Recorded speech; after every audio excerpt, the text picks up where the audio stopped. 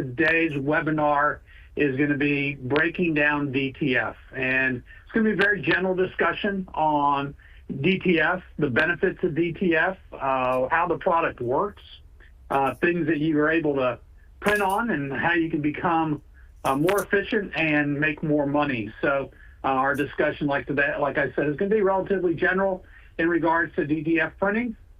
We'll do some comparisons to direct-to-garment, also some comparisons to traditional screen print. So let's talk a little bit about DTG and traditional screen printing. So DTG, to me, and I may be 100% off, but in my opinion, for whatever it's worth, I think DTG is a dying market. I think that's for a number of reasons or a number of factors.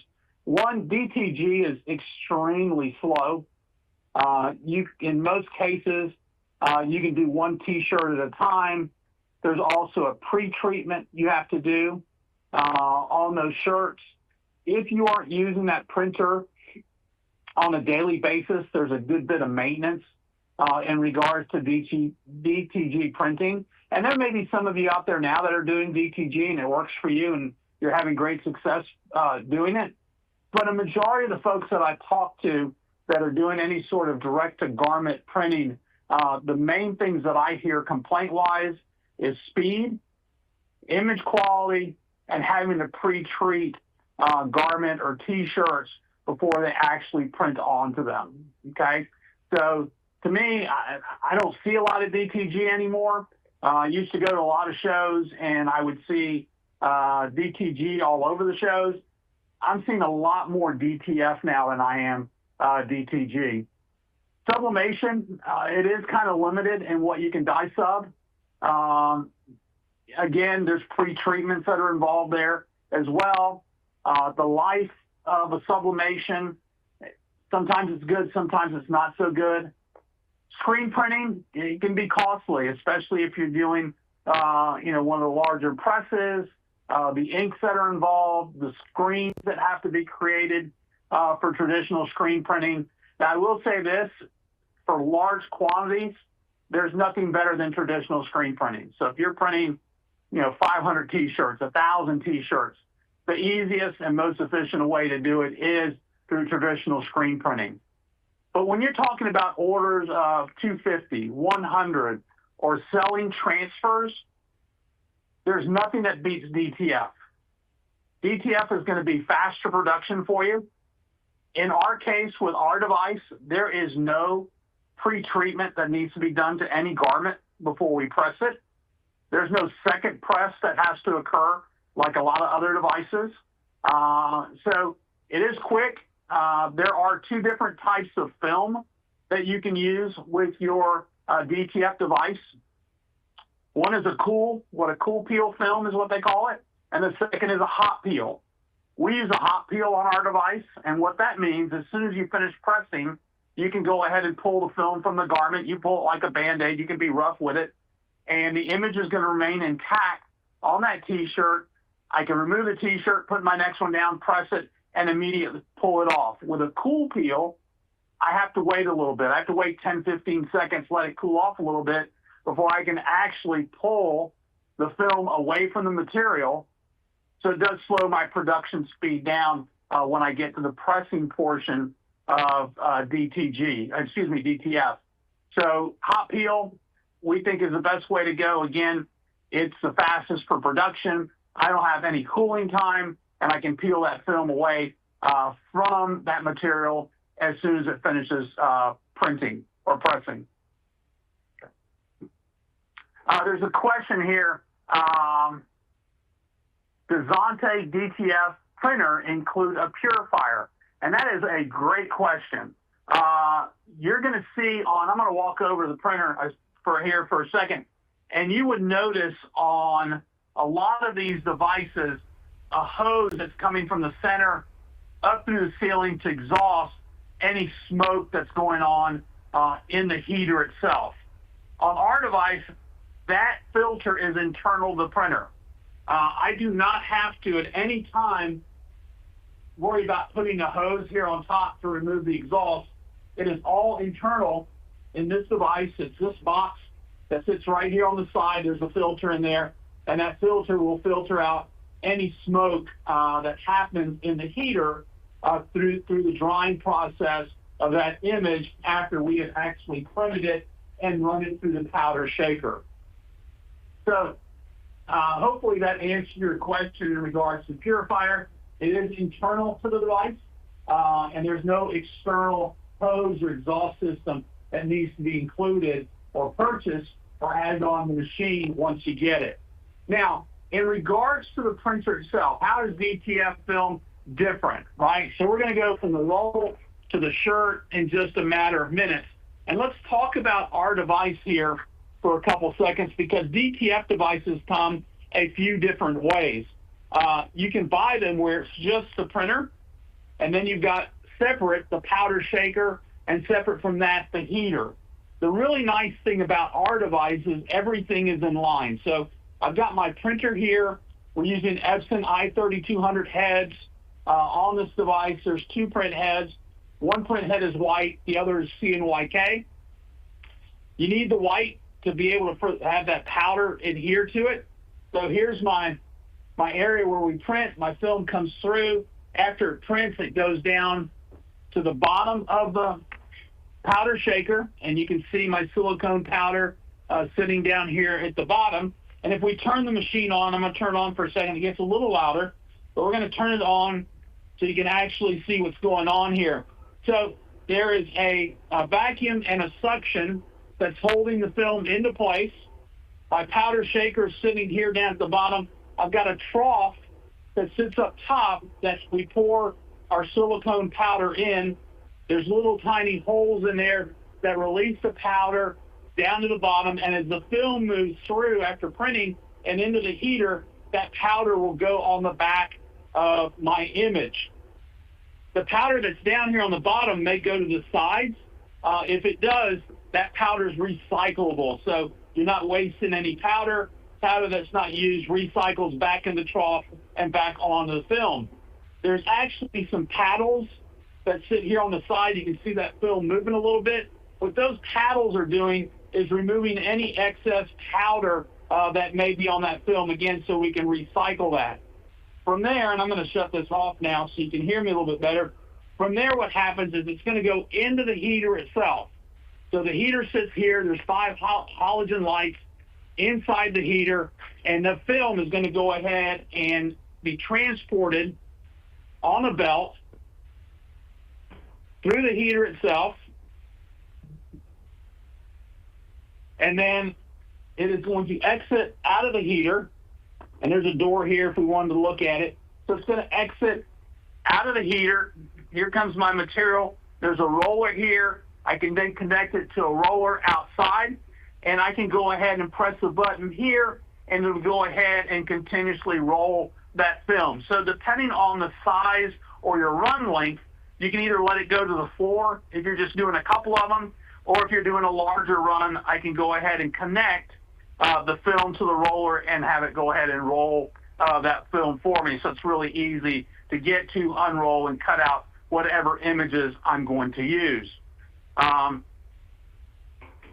Just so you know, just some FYI information, we're looking at using a 24-inch wide roll, and we can print up to 100 feet at a time on our device. So 24 inches in width is what we're looking at, maximum width up to 100 feet in length. Okay, so when we're talking about going direct to film, we're going to print, we're going to powder the back, we're going to cure it through the heater, then we're going to press it, and we're done. And there's no weeding, there's no pre-treatments that need to be done, there's no headaches of doing that, and I can actually store the film until I need to use it. Okay, so, or I can also sell that film. So if I have film and I'm doing images, I can sell those to companies. And we're really close where we are. We're really close to the beach. And I go into any surf shop down there, T-shirt shop down there. They have a heat press. They have pre-printed film. And they have T-shirts from people to choose from. So you can make good money simply selling the transfers to those types of shops or becoming the distributor for them to do that. So we've got a question, do you have models with more colors than CNYK? Just worried about how close PMS matches are going to be. So, Nick, that's a great question. We do not. We have just the CNYK, and I can tell you PMS matches we're able to do successfully.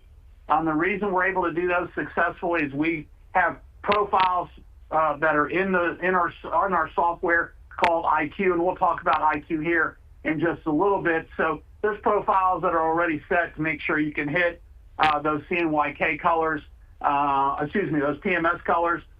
We also have UV flatbed printers, again, using inkjet heads. Those are also CNYK and white, and we're able to hit almost every PMS color that a customer is looking for. Another question, what kind of maintenance is required for your printer? Can you let the printer set idle for a period of time between uses?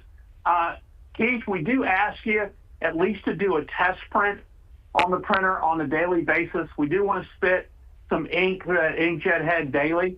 Obviously, weekends you're not going to be there. It's not a big deal on weekends if you don't do it.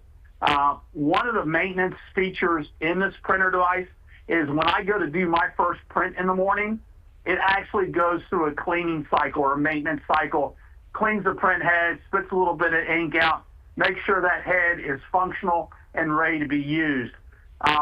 Whether it's an inkjet head on a wide format device or an inkjet head on a DTF device, inkjet heads like to be used. The more you use them, the happier they are and the longer they last. So that's why we do ask you in the morning when you come in on the film that's on the printer is to do a test page, and what we're doing there is we're checking the nozzles, both the color and white nozzles, to make sure they're firing properly. And like I mentioned earlier, the print heads, like I said, like to be used, so that's why we do those.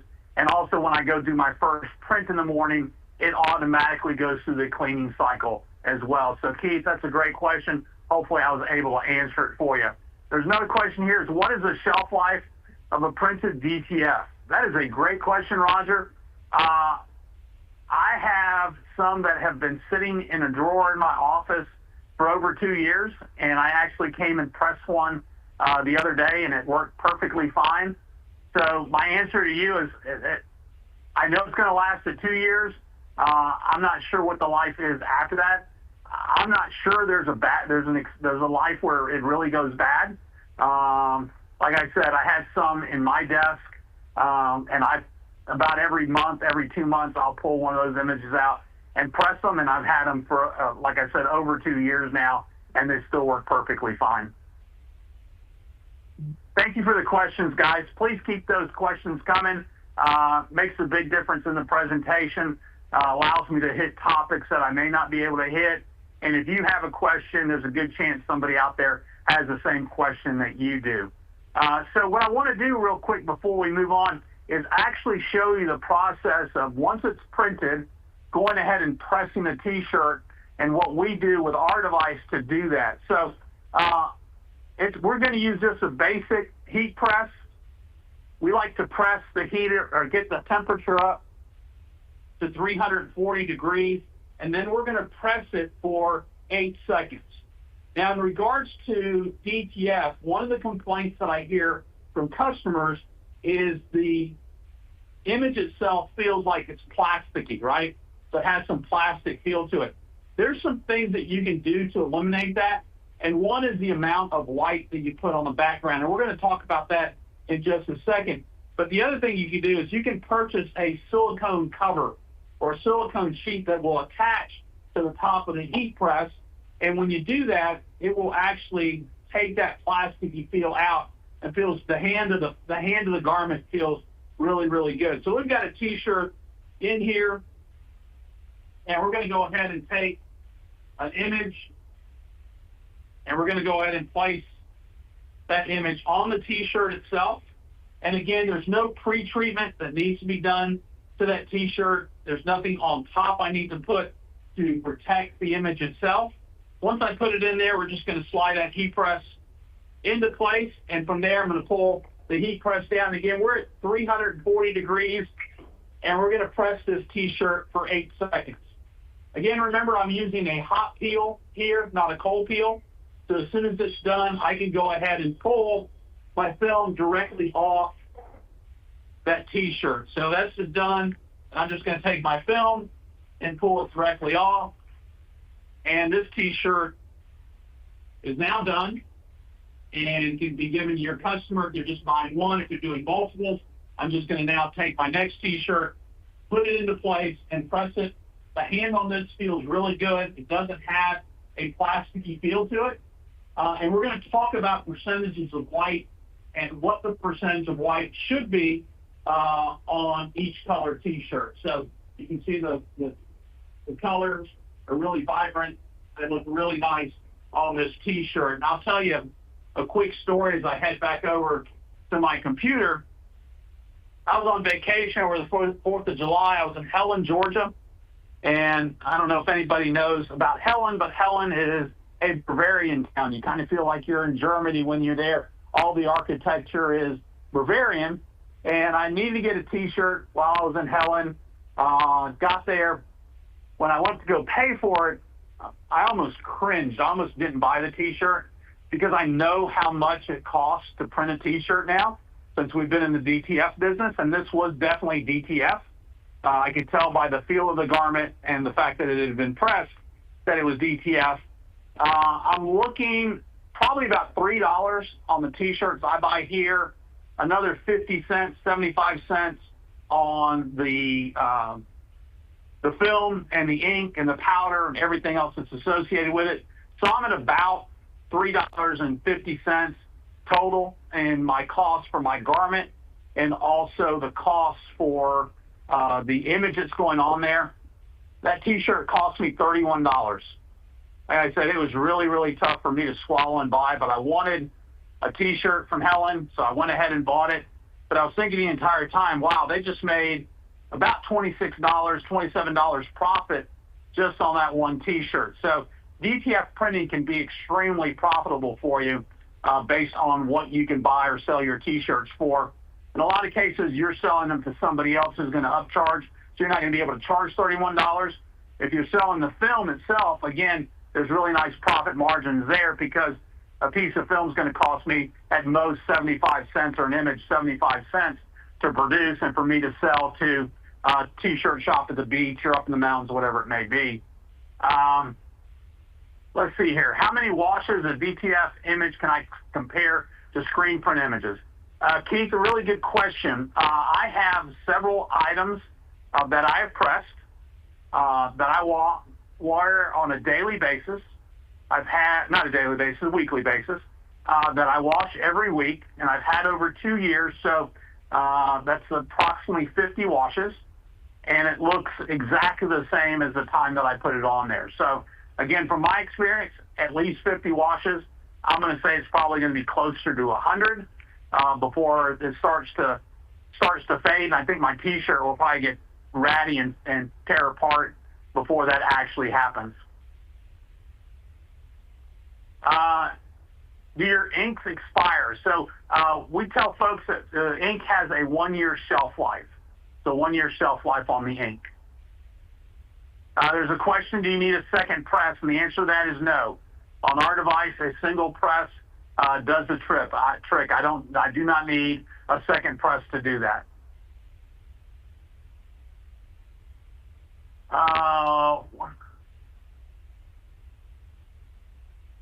Yeah, Christopher, your question in regards to dot pattern, create a dot pattern, make it softer as not as much as a heavy solid. That's the question I really don't have an answer for. Now, we can do relief holes if you're looking to do relief holes, like on a basketball jersey or a football jersey or something like that. Relief holes are a function within IQ, but whether to change the dot pattern from a Euclidean dot or an oval dot to a different size dot to make it softer, that I'm not 100% sure on.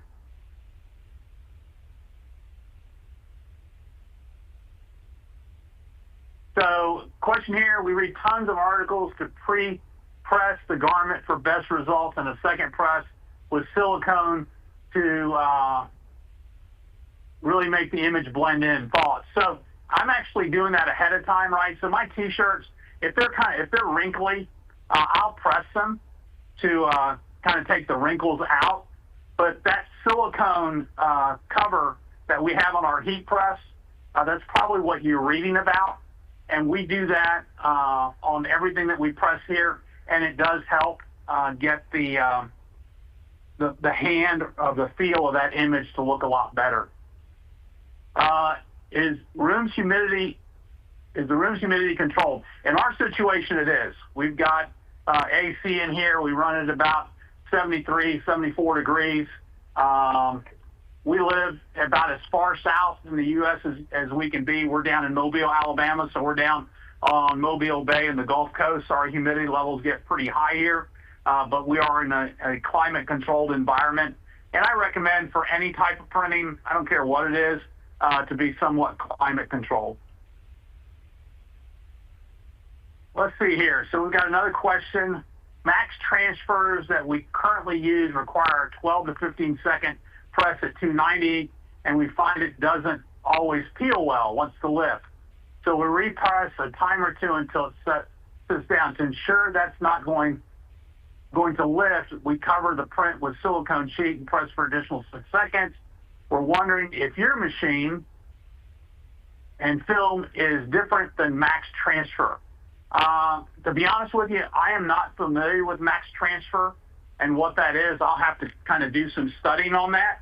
But what I can tell you in regards to my device is we press at a higher temperature. That's probably why we don't have to go the 12 to 15 seconds like you do. And it may be that max transfer is a cool peel, not necessarily a hot peel like we are. And that's why you're having to wait before you peel it. And that image is coming up at that point. Then you're having to repress again. So it sounds like it's a bit of a pain and a tedious process to do that, where I'm really confident in ours that once I press it once and press it at 340 for 8 seconds, and as you saw when I did it here, I can go ahead and pull that film away almost immediately. And when we do that, that image stays on there really nicely. It's pressed down, and I'm going to get a good number of washes out of that garment before I have any issues. Let's see here. Is DTF limited by garment? Can be pressed upon cotton, polyester, or blends? It can be pressed on all of the above. So I've got some shirts, and let me kind of show you a few of them. And these are all different type garments, and I'll kind of talk through what we've got here. So I'm having to kind of carry my phone around, so let me put it down here so you guys can hear me. But this is a polyester, like a dry fit shirt. And again, the hand on here feels real good. This is a black shirt. Black tends to be more difficult colors to do because you want your white to look nice and white and crisp. And if you're not using enough white as your background, then your white's going to kind of look gray. And then we printed a small logo here on the back of the T-shirt. Like I said, this one is 100% polyester. This shirt here, this is 100% cotton. So this is, just looking at it to make sure, yep, this is a 100% cotton T-shirt. Again, printing an image here on the front. This would be for a weightlifting facility or workout facility. And then on the back, we've got some inspirational stuff, squat, deadlift, bench. So again, something that could be sold at some sort of fitness location. And again, those are two totally different garments. You've got one that's cotton, one that's polyester, and we certainly can print on a cotton poly blend. So it says here we buy 223 buying transfers. At what point do we buy our own transfer machine? So Caleb, for that 223, how many transfers are you actually getting? And I'll let you answer that question. Got a question from Kareem. What temperature do you use? We use 340 degrees on our heat press. When you buy $223 per buying transfers, how many transfers are you getting for that 223? That'll help kind of with the math and determining when you should buy your own DTF machine. And then also, how often are you purchasing transfers at that cost? So as we wait for Caleb to answer, we're going to go ahead and continue. So if we'll go to the next slide here. Efficiency gains that boosts profit, right? So only print what sells, right? So I'm doing DTF, I don't have to have a bunch of screens like I would in traditional screen printing to print T-shirts, right? So if I'm doing multiple colors, an 8-color T-shirt, then I have to have 8 screens and 8 different inks, and I have to produce a certain number of T-shirts to make it worth my while, very similar to an offset press where I have multiple plates and I'm inking up the press. There's a break-even point at that point of how many items I need to print to make that happen. And with DTF, you don't have to worry about that. If somebody comes in and they want 2 or 3 T-shirts, you can do that DTF. There is no variable price based on the number that you print. It's always going to be the same price for the print that you're doing. So you can do dozens, you can do hundreds of transfers at one time. You don't have to worry about loading T-shirts in individually if you're doing a DTG. Again, you can kind of set your T-shirts to the side, get all your transfers printed, and then go ahead and transfer those over. And the transfer method that we use is the same for everything that we print on. So if we press on a hoodie, a T-shirt, aprons, denim, canvases, blends, we do it exactly the same way. It's always going to be at 340 degrees. It's always going to be at 8 seconds, and there's nothing I have to ever change. We can do on-demand printing now. There's no inventory waste. It's all powered by IQ, which is our workflow software that we use on this particular device to operate the device, to manage our colors, to gang up jobs, to tell it how much white I need. All that I do in IQ. And IQ can automate your layouts. We can do ink settings. We can repeat jobs. And it's very, very simple to use, so it's very simple to ramp up your new staff. So if you have somebody new, they're not familiar with IQ, probably in about 90 minutes, you can make them experts on how to use IQ and send jobs down. So there's not a big time wasted between losing an employee, bringing a new employee in, and getting them ramped up on how to do T-shirts and use IQ as a software to do that. So I do want to share my IQ screen with you here for just a couple minutes. One of the things I want to show you in IQ that I think is extremely important is having the ability to come in and control my white, right? So as I mentioned earlier, using white is very, very important. I need to have white behind my image. That's where my powder is going to adhere to, and I can go ahead and under my underbase, that's where I'm going to select the percentage of white. And I select the percentage of white based on the color garment that I'm printing on. So if I'm printing on a white garment, I don't need as much white behind there, right? Because it's going on a white garment, the image itself is not, or the color is not going to bleed through the image. So in that case, I might do 40% white, I might do 50% white, somewhere in that range. If I'm doing a red T-shirt, a blue T-shirt, I'm probably going to be more in the 60, 70% range on my white. Again, I don't want the color of that T-shirt bleeding through. And if I'm doing a black T-shirt, I'm going to be 70, 80, possibly 90. I rarely use 100%. Again, the more white you use, the more plastic you feel that T-shirt will have. But I want to make sure in black, if I'm printing white script on there, that white looks really good and it doesn't look gray on there. And I've got an example of a T-shirt here where we printed black and we've got white text on there.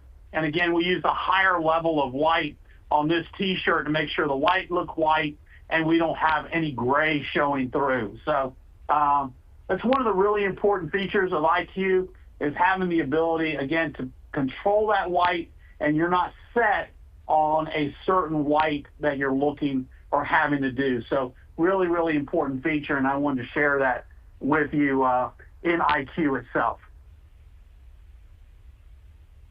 So we're going to stop sharing that screen. And we're going to go to the next slide. Caleb, were you able to find out for me? Let's see here.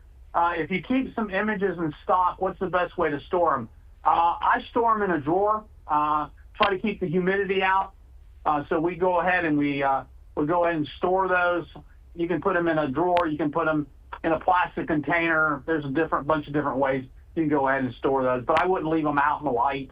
I would put them somewhere where trying to keep some of the humidity away from those sheets, because if they do get humid, humidity will cause them to roll, and we want to keep them as flat as possible. Caleb says it varies. Sometimes we don't buy any in a month, and the price shifts depending on the size of the image and the number of transfers bought. So here's my advice to you. Take the amount of transfers that you get, divide that into the cost that you're being charged, and whatever dollar amount that is, then you know on our device, the transfer is going to cost you on average around 60 cents. So where's my break-even point? If I'm paying X number for X number of shirts or X number of transfers, and I know I can do them and I have full control of those at 60 cents an image on average, then that will help you decide, hey, I'm okay doing it the way I'm doing it now, or it makes no sense for me to continue to do it the way I'm doing it. I need to bring a device in-house to be able to have control and a lower cost for print, and then obviously increasing your profit margin on any T-shirt that you sell. Let's see here. Are they developing a printer without a shaker? How much vibration does the printer create? John, I don't know of any devices currently that are being developed without a shaker. If it is, it's going to be a totally different technology than what we're looking at now. The vibration from the shaker really doesn't shake the printer at all. So the vibration is minimal. It's more the noise of the flappers moving around and hitting the film as it's getting the excess powder off. But vibration is minimal. So we're going to talk a little bit about the specs of the F-24, which is our DTF device. As I mentioned earlier, we're looking at 24 inches wide is the format. So you can use it for both large and small jobs. You can do multiple prints on a sheet across, depending on the size of the image that I'm doing. And if I'm doing stuff for a koozie, for example, and we're going to press a koozie here in a second. Here's a 24-inch wide piece of film, probably a little bit shorter than that. We've cut it off, and I can do multiple images on there, again, to be more efficient and cost-effective by doing it this way than printing just one at a time. So, again, just kind of show you a different type garment or image or piece of material that we can print on. We've got a koozie here that we're going to go ahead and print on this koozie. And again, I'm just going to pull my heat transfer or my heat press out. I'm going to go and take my image and place it on that koozie. And again, remember, our device, I'm not changing how we press, right? Whether it's a koozie or a T-shirt, I'm not going to change. We're going to go again at 340 degrees for 8 seconds. And again, when it's done, I should be able to peel away that film successfully from the material that we're printing on and hand it over to the customer or put the next one in here. So again, we're just going to take this, we're going to peel it away, and there is my image on my koozie. So again, very, very simple to do. If I needed to, if I wanted to do another one, I simply would take my next koozie in here, put my next piece on there, and print on that immediately. So no difference in how we do our presses or how we print on there. It's always going to be exactly the same. Something that we're doing, something new, and this is actually going to be in our sample packs that we send out. We're printing directly onto eyeglass cleaner cloth. This will actually be our give out. We'll be giving these away at Print United in Orlando in October, so we're starting to get these ready. And again, you can see the white up against the black background and how good it looks. So there's all kinds of different garments and materials you can actually press using DTF. You're not strictly confined to doing T-shirts. You can do bags. So here's a bag here. that we did. Again, the backside of that bag. You can do flags. So this is a yard flag, and we do these seasonally based on the season that we're on. Again, this goes in our sample packs. And again, I'm going to press it exactly the same way. This is going to be at 340 degrees and 8 seconds using a hot peel film. One more example, different bag. Again, we kind of made this one a little patriotic around the 4th of July, and then also the back of the bag. So, like I said, a number of different items that we can go ahead and print on using this device. So let's go on to our next slide here. And, what are the businesses that are using DTFs today? And it's a wide variety, and it seems to be ever growing. So when we're looking at different types of businesses, we're looking at gift shops that are offering local merchandise. And like I mentioned, that's that T-shirt shop up in Helen, Georgia. They had a heat press. They had their film. Now, whether they're outsourcing their film, they're getting it from somebody else, I'm not exactly sure. But it is, those types of folks. Schools, whether they're printing spirit packs, they're printing T-shirts, they're printing towels, they're printing on hats, they're printing on their uniforms. So, you can see in the background there on your screen, you can see a baseball jersey, the front and the back of the baseball jersey. So there's folks that are doing that type of printing on our baseball jerseys, our athletic wear. Print shops, they're getting into the T-shirt business. They didn't used to be. They used to be all digital print, and then they started doing some signs, and now they're getting into T-shirts and novelty type items. And the reason they're doing that is cut sheet printing is declining. Not as many people purchase envelopes. Not as many people are printing letterhead. Not as many people are printing business cards, because a lot of folks after COVID worked from home, and they still work from home. So all those things that they needed before, they quite don't need as much as they used to. Etsy sellers, so they're buying bulk transfers online. So a lot of companies out there that are doing working out of their garage, they don't want the equipment, but they want somebody to be able to provide them the transfers. We're able to do that on our device, and you can be very efficient doing that as well. So we got a few more questions that just popped up, so let's kind of look at this. How many feet can you print per hour? Oh, that's a great question. I know I can do somewhere around 84 11 by 17 inch T-shirt transfers an hour. How many feet that comes to be, I'm not exactly sure. I know I'm about 84 images, 11 by 17 an hour. What is the quality of shirts that you would consider screen printing instead of DTF, or quantity? I would say anything probably over 250, 250 or more. If you're getting a lot of those orders, like I mentioned earlier, I think traditional screen printing is going to be more efficient, probably a little more cost effective, as well as speed wise.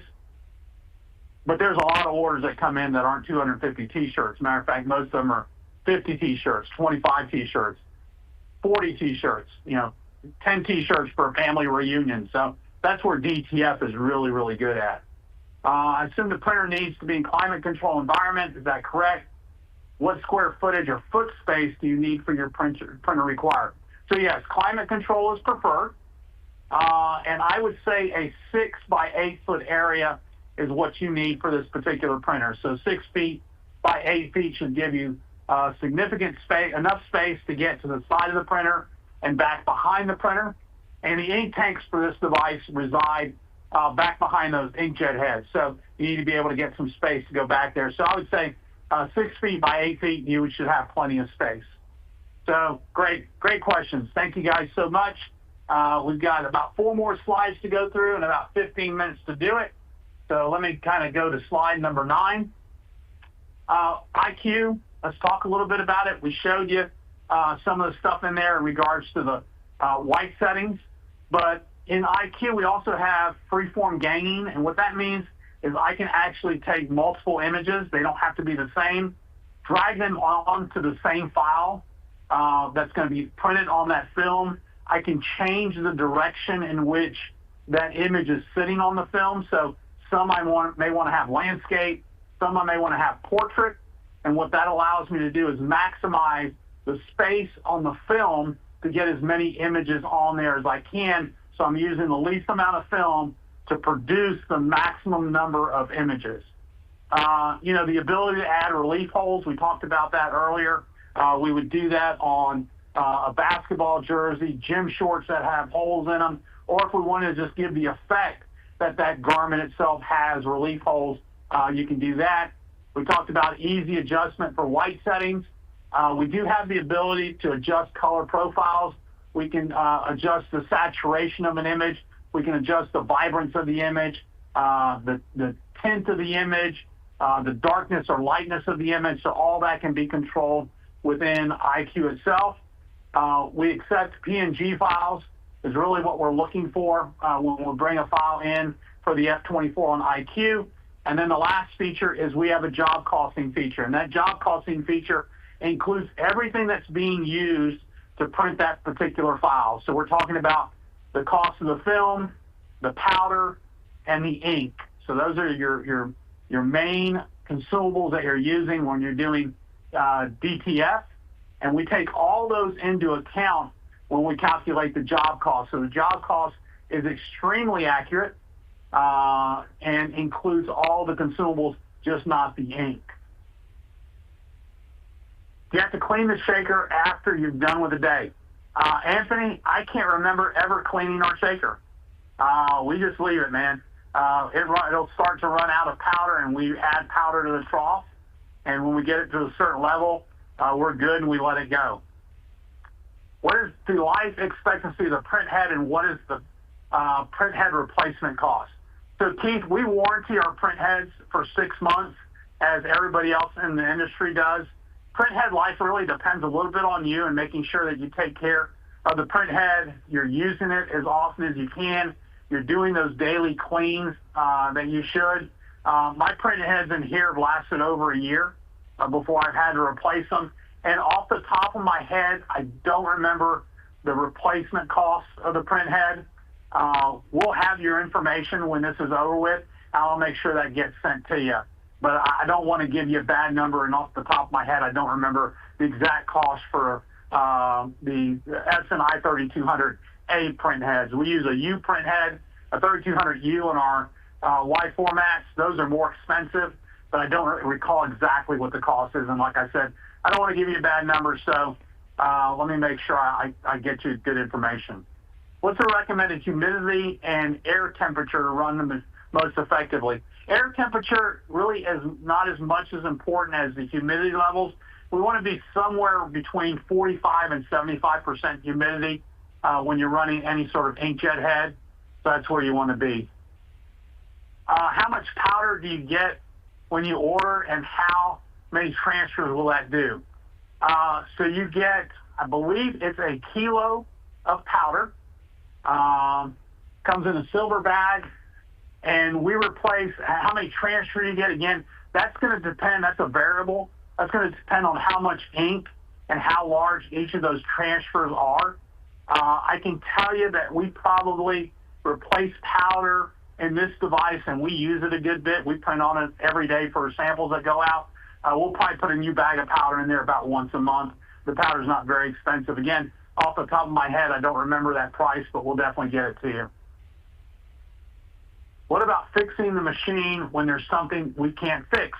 Do you have technicians that come out to our location? So, great question. I'm not sure exactly where you're located, but we have technicians all over the country. We have dealers that sell our product all over the country. So, if local service is something that you're really important to you, and most folks it is, then I would recommend a local dealer that works with us, that sells our product, and they would sell the product, they would sell all the consumables, and also service the unit. So depending on where you are, I certainly can refer somebody to you in regards to having your unit serviced, and also purchasing from, installation, training, and also purchasing consumables.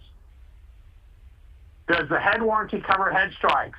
Anthony, I cover the first one. I give you one. And after that, if you strike it again, it's on you. So the warranty typically does not, but I give everybody one free crash. It should really never crash because that print head is set at a position for the film that's in there. And we don't raise and lower that print head. That print head is fixed. The only way it can crash is if you take material and you put it higher than what that print head is and something other than the roll of film that we provide. So you should never have a head strike. Is the powder toxic? No, it's just silicone.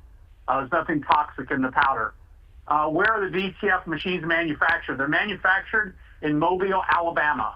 So as I like to tell people, LA, which stands for Lower Alabama. Do we order consumables for you, or can we get them from someone like formerly GSG, now Grimco? With DTF, I'm not as concerned as I am with flatbed printing. Flatbed printing, I would tell you, yes, 100% you need to buy the consumables from us. I would tell you, I would prefer you buy the consumables from us because I know my inks work with these print heads. I know my film works. I know my powder works. Now, if you want to buy powder or film or ink from Grimco, that's perfectly fine. Just make sure the ink you're buying is for the Epson i3200A head. Get a good quality film because I've seen some film out there that's real crap and the images don't look good on there. Powder is powder. I don't think there's much of a difference there. But if it were me and it was my device, and I'm not saying this just because I work for Xanté, I would certainly buy my consumables from the manufacturer because I know everything that the manufacturer has consumable-wise has been tested on that particular printer. Are there any dealers in the Northeast that demo first? So, yes. So let me kind of tell you how the demo process goes. We would do it very similar to what we're doing here. I don't have many dealers that have the F-24 as a demo unit. So we would do a live virtual demo like we're doing today.